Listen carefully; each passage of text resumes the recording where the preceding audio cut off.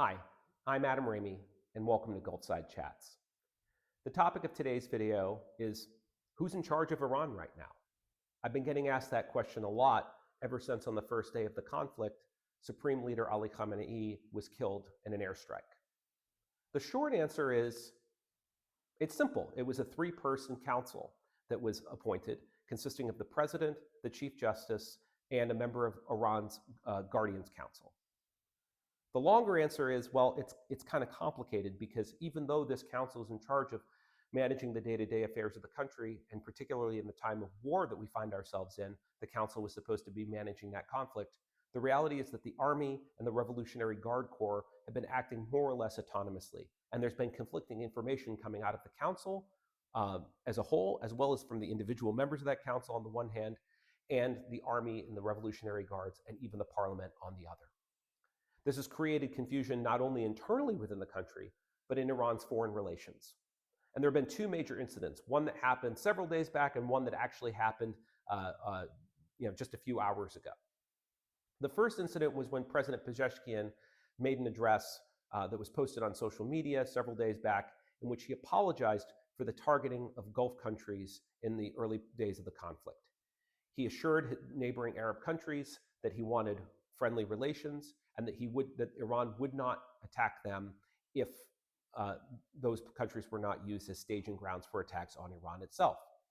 There was a lot of temporary rejoicing that happened when this news happened. I had many family and friends forward me the video clip and the transcripts of his speech immediately, to which I immediately said, while that was posted, Abu Dhabi was under a missile threat alert at the exact same time. And so I said, it's not clear that he's actually the one in charge. And sure enough, within a couple of hours, a spokesman for the IRGC, the Revolutionary Guard Corps, made clear that while they agree with President Pezeshkian, the reality is they have not attacked any innocent countries that have not attacked them, implying that all the Gulf countries nearby had been used as staging grounds or attacks against them.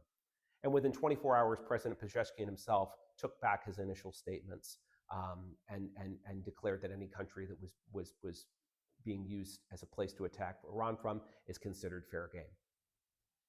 So it's very clear that President Pezeshkian, who, by the way, even before the war was already kind of sidelined in the Iranian political power structure, especially with in this power vacuum of the moment, he's far weaker than the IRGC and has really no ability to dictate what they're doing. And this creates a lot of confusion. If we want to have a diplomatic solution to end the war, with whom should we negotiate? And by we, I mean literally every party in this conflict, the official belligerents, the US and Israel, on the one hand, but also all the countries that have found themselves victim of Iranian missile and drone attacks, despite not being formal combatants, namely the GCC countries, plus Jordan, and more recently, Cyprus, Turkey, and Azerbaijan.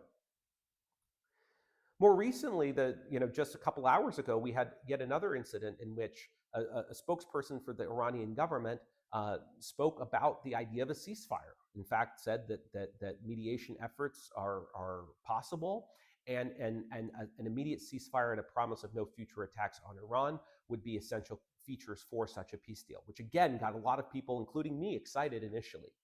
But sure enough, within just a couple of minutes, the Speaker of the Iranian parliament said, we have no desire for a ceasefire. What's particularly notable about this confusion that's happening right now is that 2 days ago, Ali Khamenei's son, Mushtaba, was selected and announced as the new supreme leader of the country. So even with the naming of a new supreme leader, there isn't a clear authority structure yet, and there's still a lot of conflicting voices. And it's very hard to tell who exactly is in charge. We have a bit of a chicken and an egg problem here, it would seem, based on American and Israeli objectives in attacking Iran in the first place. On the one hand, getting rid of the supreme leader and the political leadership is a necessary precondition to bring down the regime.